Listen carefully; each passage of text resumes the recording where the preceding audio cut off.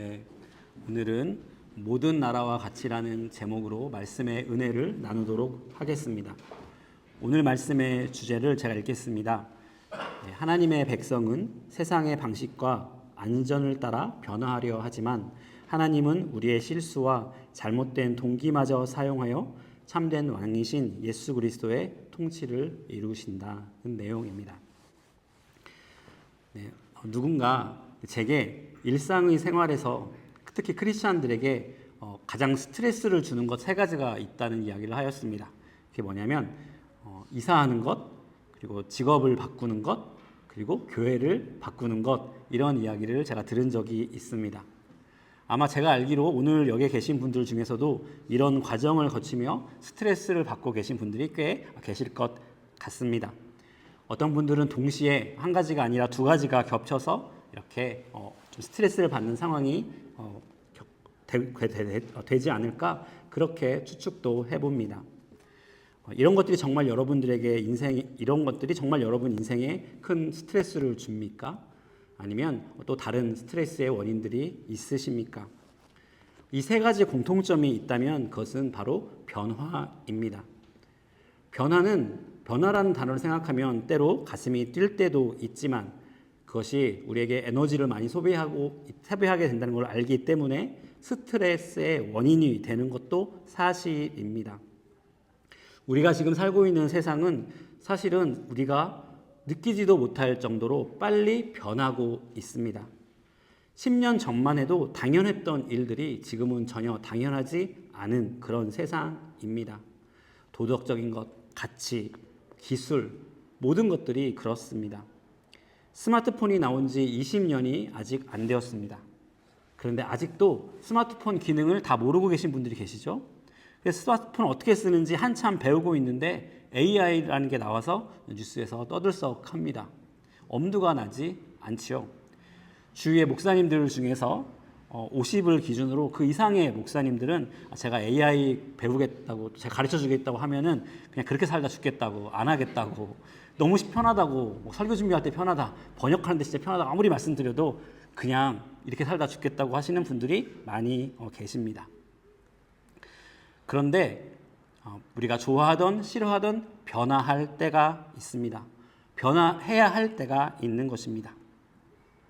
오늘부터 우리는 다시 구약성경을 시작합니다. 지난 우리가 몇 달 동안 신약을 다루며 신약성경에서 무엇을 했냐면 비유와 기적에 대해 함께 나누었습니다. 근데 그 전까지 우리가 무엇을 했느냐 기억해 보시면 사사시대, 구약성경의 민수기부터 시작하여 사사시대까지의 내용을 다루었습니다. 이스라엘의 역사를 보면 사사시대가 있고 사사시대가 끝나면 왕이 다스리는 왕정이 시작이 됩니다. 오늘 본문은 사사시대에서 왕정시대로 변화하는 그 시기, 또 그 계기를 다루고 있습니다. 이스라엘이 왕정으로 변화하는 것은 그저 우연이 된 일이 아닙니다. 하나님은 처음부터 이스라엘의 왕을 세우실 계획을 가지고 계셨습니다. 창세기 17장 6절을 보면 하나님께서 아브라함에게 이렇게 말씀하셨습니다.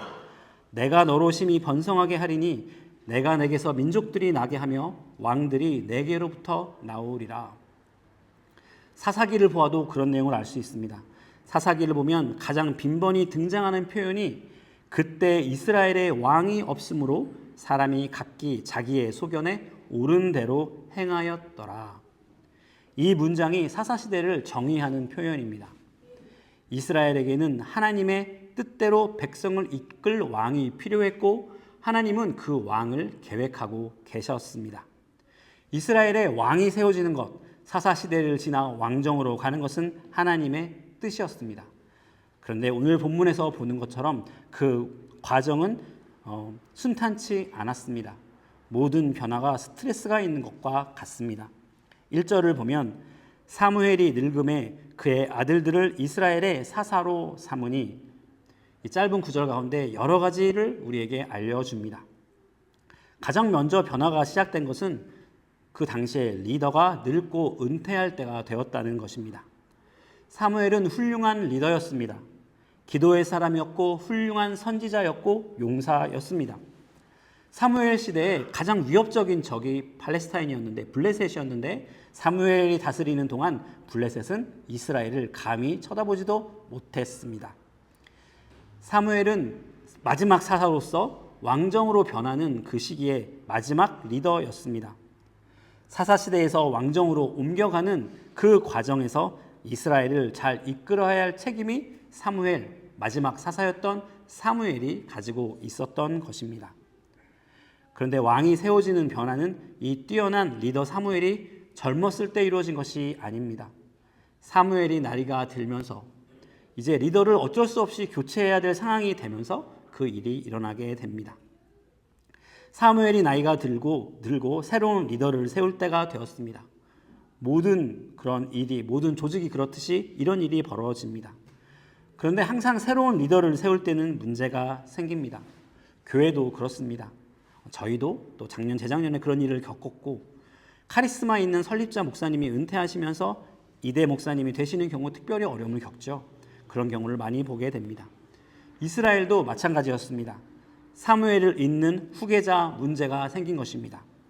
사무엘이 자신의 아들들을 사사로 세웠습니다.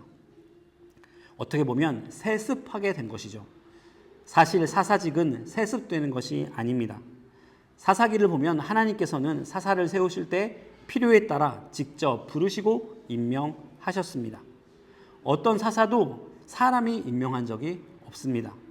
그런데 여기에서 사무엘은 자신의 아들들을 자신이 사사로 세웠다는 것입니다. 왜 그렇게 했는지는 성경에서 기록되어 있지 않습니다. 그러나 분명한 것은 사무엘이 자신의 방법에 따라 아들들을 사사로 세웠을 때 그 계획이 실패했다는 것입니다.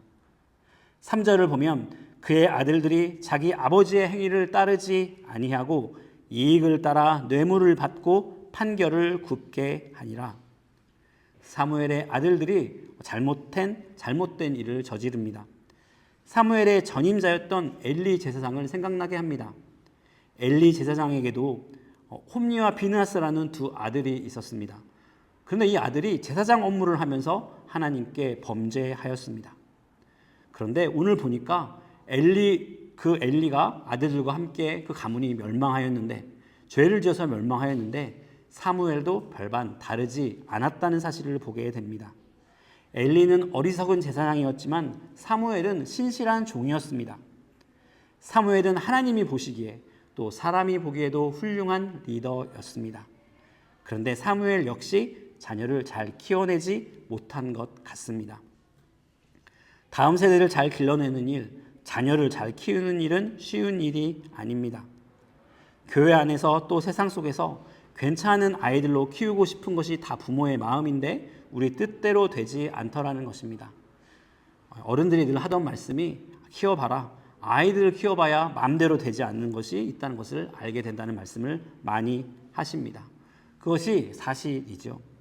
우리가 다음 세대 사역을 위해 여러 가지 계획을 세우지만 또 중요한 것이 무엇입니까? 우리 마음대로 그 사역이 되지 않는다는 것을 인정하는 일입니다. 가장 중요한 일은 하나님께 맡기는 일입니다. 열매가 바로 나지 않는다고 해서, 아이들이 말을 듣지 않는다고 해서, 당장의 교회에 안 다닌다고 해서 걱정할 것이 아닙니다. 믿음 있는 자녀로 키운다고 하면서 부모에게 가장 필요한 것은 무엇입니까? 부모에게 믿음입니다. 믿음을 가지고 그것을 하나님께 맡기는 일, 자녀의 인생조차도 하나님께 맡기는 일, 그것이 우리가 자녀에게 보여주어야 할 일인 것입니다. 그러나 어쨌든 이렇게 사무엘의 자녀가 잘못된 일들을 하니까 이스라엘의 장로들이 모여 당시에 사무엘의 리더였던 사무엘에게 가서 그렇게 불평을 합니다. 5절을 보면 그에게 이르되 보소서 당신은 늙고 당신의 아들들은 당신의 행위를 따르지 아니하니 모든 나라와 같이 우리에게 왕을 세워 우리를 다스리게 하소서 한지라. 일면 보면 이 장로들의 제안은 타당한 것처럼 보입니다. 실제로 리더였던 사무엘은 늙었고 은퇴할 때가 되었습니다. 두 번째 사무엘은 존재하지 않습니다. 그리고 사무엘의 아들들은 너무 많은 문제를 일으키고 있습니다. 이렇게 내버려 두었다가는 이스라엘이 어떻게 될지 모르는 상황이었습니다. 그래서 이들이 솔루션을 가져옵니다. 우리에게도 왕을 세워달라는 것이 바로 이 장로들의 요청이었습니다. 일리가 있는 주장 같습니다. 그런데 문제는 이들의 동기였습니다. 이들이 강하게 강조하지 않은 것 같지만 이들은 어떤 말을 붙였느냐? 모든 나라와 같이 왕을 세워달라는 이야기를 하고 있는 것이죠. 모든 나라와 같이. 보니까 이집트에도 왕이 있고 에돔에도 왕이 있고 블레셋에도 왕이 있습니다. 그 왕의 지도하에 강해지고 안전한 나라가 되어가는 것을 보십시오. 우리도 그 나라처럼 되고 싶습니다. 이스라엘만 뒤떨어지고 있는 것 같습니다. 우리도 그들처럼 되고 싶습니다. 우리도 그들과 같이 왕을 주십시오 라고 이스라엘 백성이 요청하고 있는 것입니다. 이것에는 큰 문제가 있었습니다. 어느 조직이나 비전 스테이트먼트가 있습니다. 우리 교회의 올해 표어는 쉬지 않으시는 하나님입니다. 그러면 이스라엘의 비전 스테이트는 무엇인가? 그것은 하나님께서 이스라엘 백성을 출애굽하신 직후 시내산에서 강림하시며 모세를 통하여 하신 말씀 가운데 발견됩니다. 출애굽기 19장 5절에서 6절을 보면 세계가 다 내게 속하였으나니 너희가 내 말을 잘 듣고 내 언약을 지키면 너희는 모든 민족 중에서 내 소유가 되겠고 너희가 내게 대하여 제사장 나라가 되며 거룩한 백성이 되리라. 너는 이 말을 이스라엘 자손에게 전할지니라. 여기서 가장 중요한 것이 무엇이냐면 바로 구별되었다는 것입니다. 거룩한 나라라는 뜻 자체가 구분된 나라라는 뜻입니다.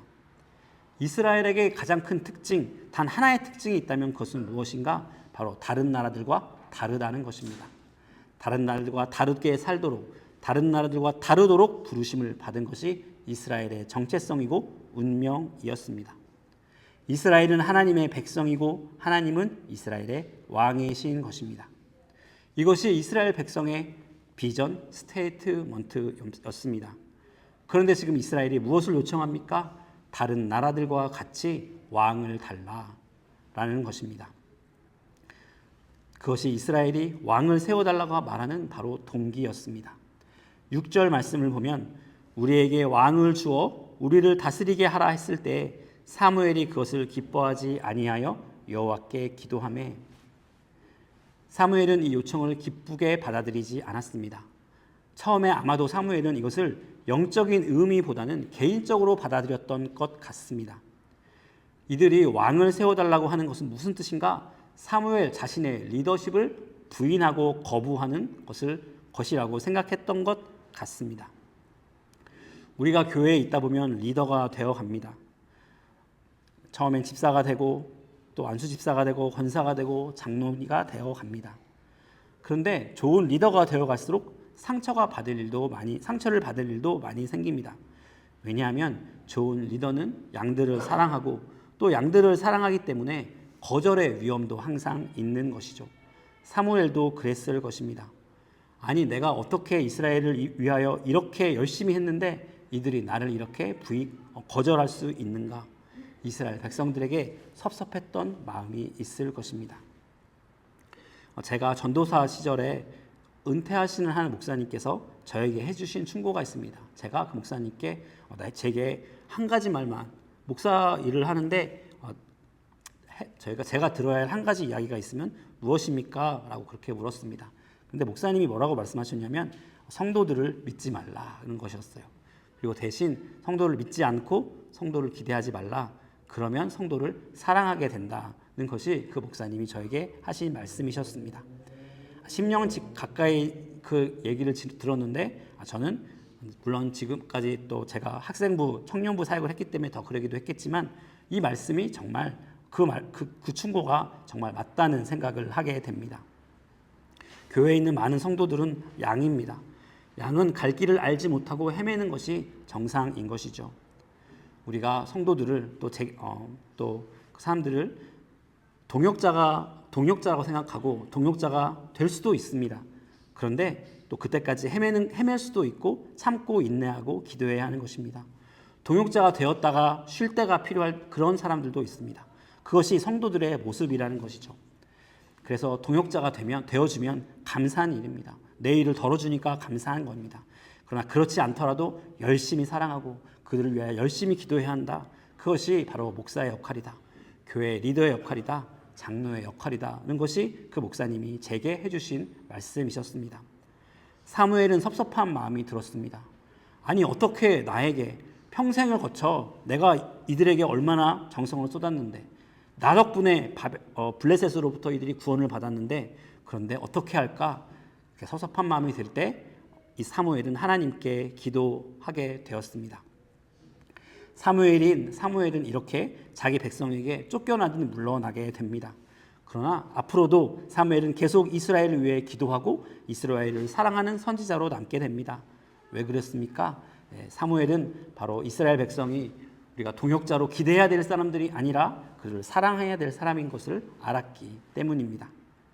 7절, 8절 말씀을 보면 여호와께서 사무엘에게 이르시되 백성이 내게 한 말을 다 들으라. 이는 그들이 너를 버림이 아니요 나를 버려 자기들의 왕이 되지 못하게 함이니라. 내가 그들을 애굽에서 인도하여 낸 날부터 오늘까지 그들이 모든 행사로 나를 버리고 다른 신들을 섬김같이 내게도 그리하는도다. 사무엘은 이 문제를 개인적인 공격으로 받아들이고 그렇게 드렸지만 기도의 자리로 가고 나니까 이것은 감정 싸움이 아니라 영적인 문제가 되었습니다. 하나님께서는 이 문제의 본질을 말씀해 주십니다. 이것은 감정의 문제가 아니라 인간 사이의 관계의 문제가 아니라 영적인 문제였습니다. 이스라엘 백성이 거부한 것은 사무엘이 아니라 하나님이라는 것입니다. 이스라엘이 왕을 달라고 한 이유는 무엇인가? 그것은 하나님을 거부했기 때문입니다. 하나님의 백성으로 사는 것에 지쳤기 때문입니다. 이런 일들은 출애굽한 이후부터 지금까지 계속되었습니다. 출애굽을 한 후 이스라엘 광야에서 무슨 일이 생길 때마다 다시 애굽으로 돌아가자고 불평합니다. 하나님께서 이스라엘 백성을 모든 나라로부터 구분하셨는데 이스라엘은 조그만 어려움이 생길 때마다 애굽으로 돌아가자, 다시 애굽이 되자, 애굽과 하나가 되겠다 이렇게 협박을 하는 것입니다. 다시 이 세상의 모든 나라와 똑같이 되겠다는 것, 그것이 이스라엘 백성의 한결같은 바람이었습니다.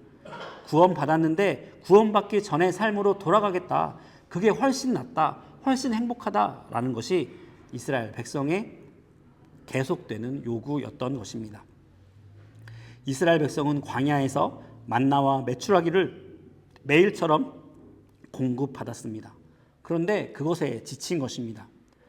만나와 메추라기는 내일을 보장해 주지 않습니다.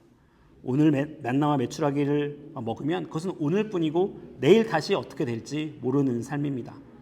하루하루 하나님을 의지해야 하는 삶이죠. 오직 하나님만 바라봐야 하는 삶이 처음엔 감사했지만 너무 오래되니까 지친 것입니다. 눈에 보이는 것이 없으니까, 보장이 없으니까 하나님의 다스림에 지친 것입니다. 분명한 것, 아무나 쉽게 무너뜨릴 수 없는 것, 쉽게 무너지지 않는 것, 그것을 가지고 싶은 것입니다. 하루하루 하나님만 바라보지 않아도 되는 삶, 하나님만 바라보지 않아도 되고 내가 무엇인가 붙잡을 수 있는 것, 그것을 그렇게 바라는 것입니다. 광야에서는 그것이 애굽이었습니다.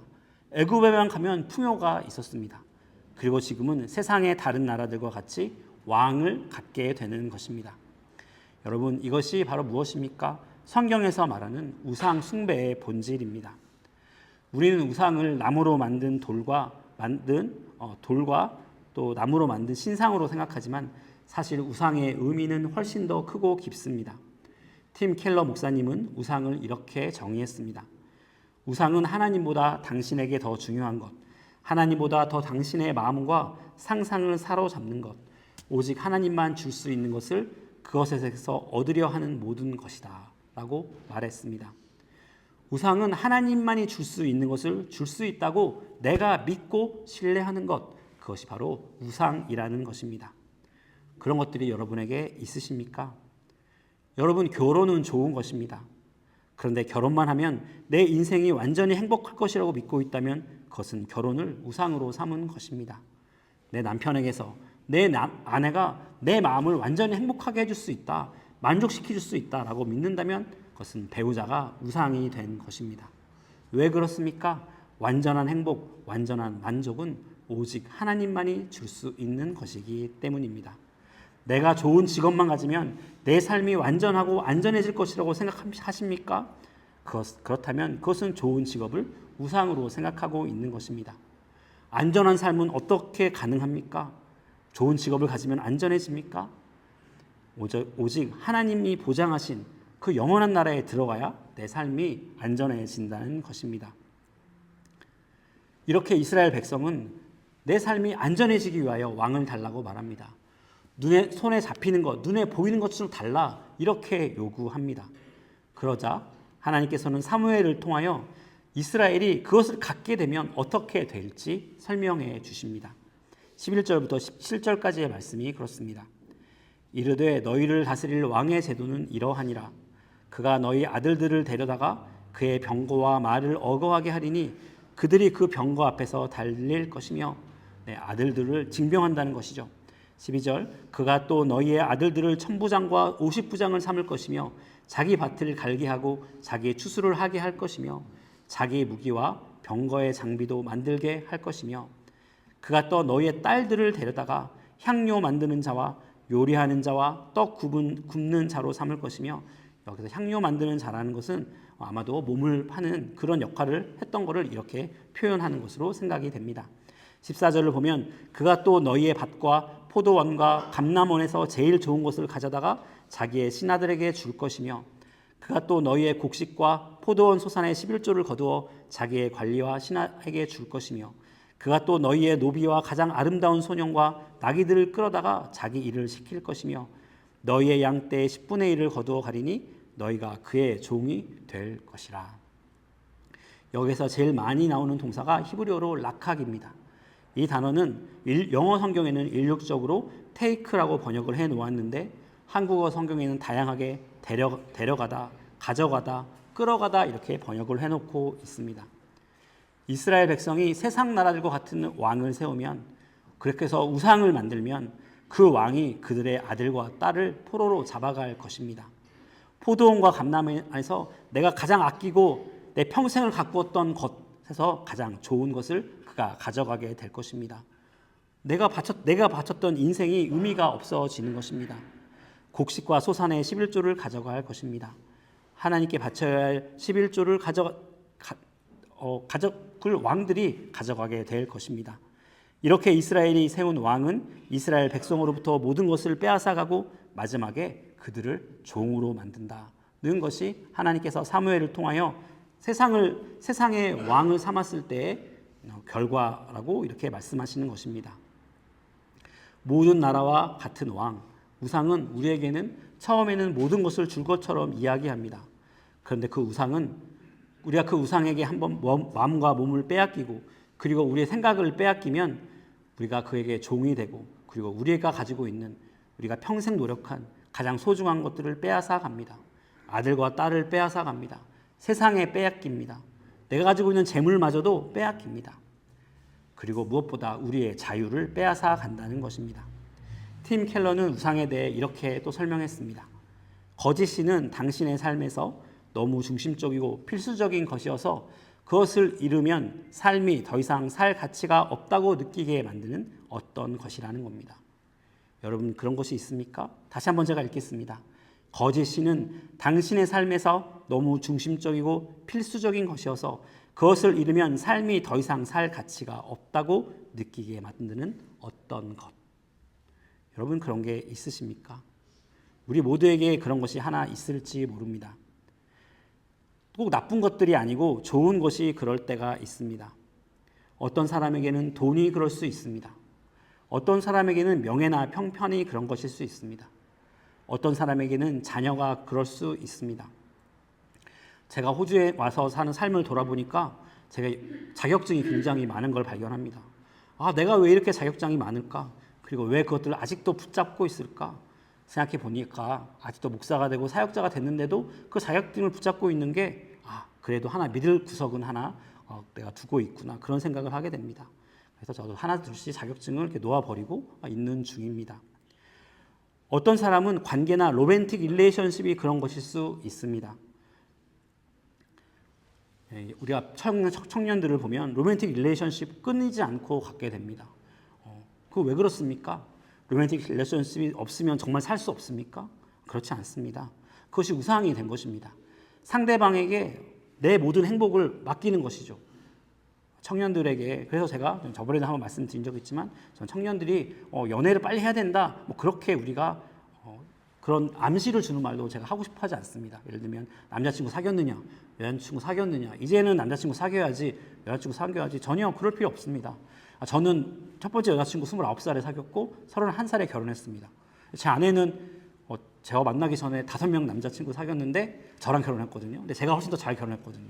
그러니까 많이 사귀어봐야 잘 결혼한다는 거 전혀 사실이 아닌가는 것을 제가 증명하는 것이죠. 그것도 우상인 것입니다. 로맨틱 릴레이션십도 우상이 될 수 있다는 것입니다. 어떤 것이 있는데 그것이 나의 행복이 그것 없이는 불가능하다고 느낀다면 그것이 내 우상이다라는 것을 보여주는 것입니다. 우리 모두는 다 우상 숭배자예요. 너무 쉽게 우상을 만들어냅니다. 그것이 우리의 모습입니다. 돈일 수도 있고 명예일 수도 있고 다른 사람의 눈일 수도 있어요. 근데 그거 신앙생활은 뭐냐? 그 우상들을 하나둘씩 제거해 나가는 겁니다. 버려가는 거예요. 그리고 어느 순간 되니 하나님만 내 인생에 남았구나. 그 고백을 하는 것이 바로 신앙 성장이고 신앙 성장이라는 것입니다. 거짓 왕들은 처음에는 우리에게 모든 것을 주는 것처럼 약속합니다. 그런데 그것만 붙잡고 있으면 시간이 지나며 우리는 그것에 종이 되어 갑니다. 나이가 들면서 신앙이 성장하면서 그런 것들을 떠나보내야 할 수 있어야 하는 것입니다. 20절 말씀을 보면 우리도 다른 나라들 같이 되어 우리의 왕이 우리를 다스리며 우리 앞에 나가서 우리의 싸움을 싸워야 할 것입니다 하는지라. 하나님께서 다른 나라와 같은 왕을 갖는 것에 문제를 경고하셨지만 이스라엘 백성은 끝까지 다른 나라와 같은 왕을 요구합니다.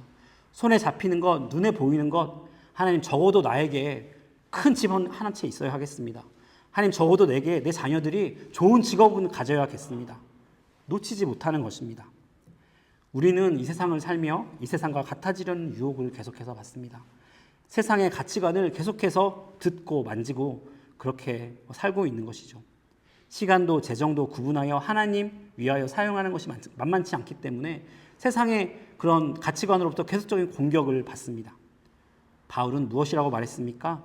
12장을 보면 예배에 대하여 아주 중요한 메시지를 전합니다. 우리 삶이 예배가 되어야 한다는 것입니다.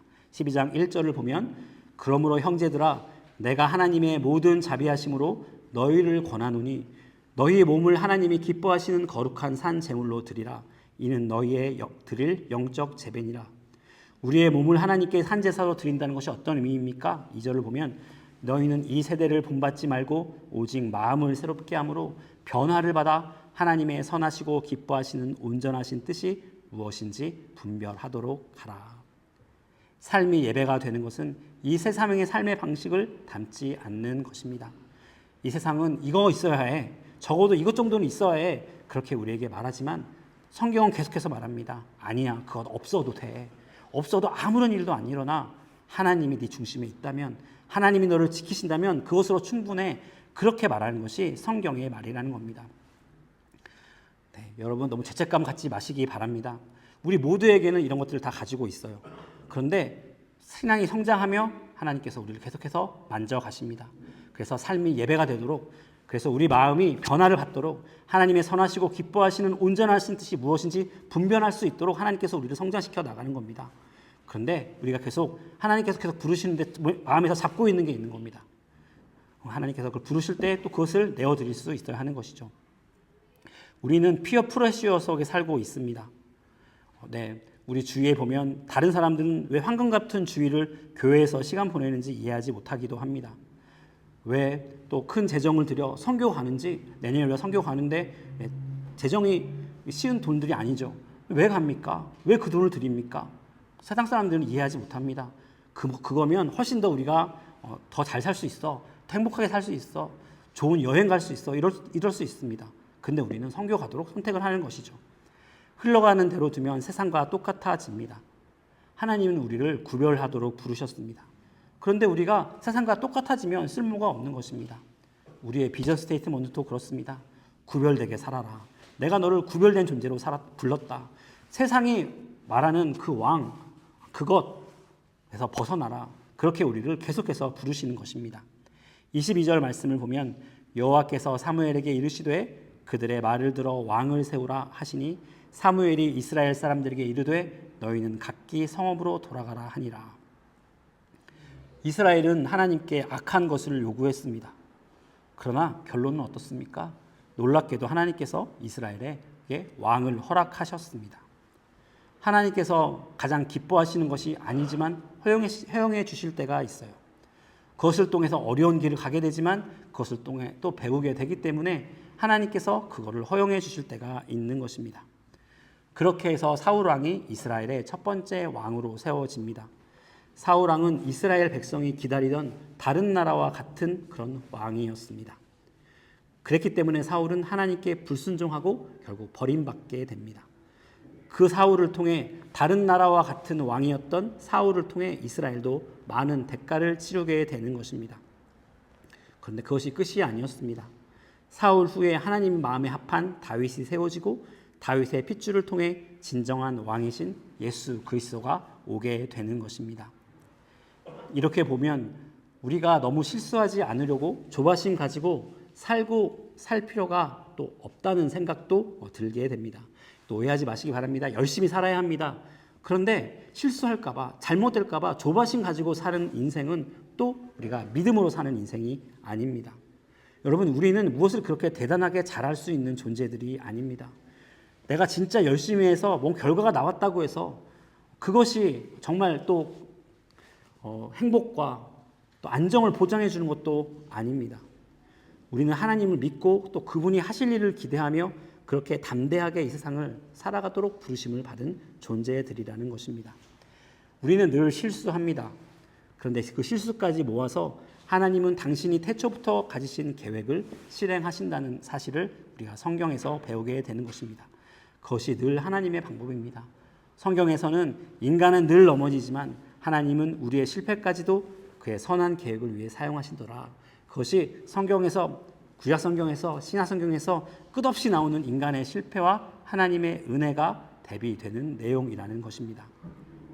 오늘 본문도 보면 사무엘이 지혜가 없었기 때문에 아들들을 사사로 세웠고 그 사무엘의 아들들은 잘못 컸고 이스라엘 백성은 배은망덕했지만 하나님은 이 모든 인간의 연약함을 통하여 세상의 왕이신 예수 그리스도를 보내시더라라는 것입니다. 요한복음 10장 15절에 보면 아버지께서 나를 아시고 내가 아버지를 아는 것 같이 나는 양을 위하여 목숨을 버리노라. 세상의 왕은 우리에게 좋은 것을 줄 것 같이 말합니다. 돈만 가지면, 자녀가 성공만 하면 모든 것을 가질 수 있을 것 같지만 그러나 사실은 내게 가장 중요한 것이 빼앗기고 있다는 것도 모른 채 우리는 그것의 종이 되어 갑니다. 그러나 예수님은 우리에게 가장 필요한 것을 주십니다. 우리에게 달라고 하지 않으시고 자신을 버려 우리의 생명을 찾아서 우리에게 주시는 분, 그분이 우리의 진짜 왕이신 예수님이십니다. 예수님이 우리의 진정한 왕이십니다. 그분이 다스리실 때 우리는 비로소 안전하며 그분이 다스리실 때 우리는 비로소 자유하고 그분이 다스리실 때 비로소 우리는 참된 기쁨을 누리게 됩니다. 항상 변함없이 주님의 다스림 속에 거하고 자유함을 누리는 무지개 교회 성도들 되기를 주님의 이름으로 축원합니다. 아멘.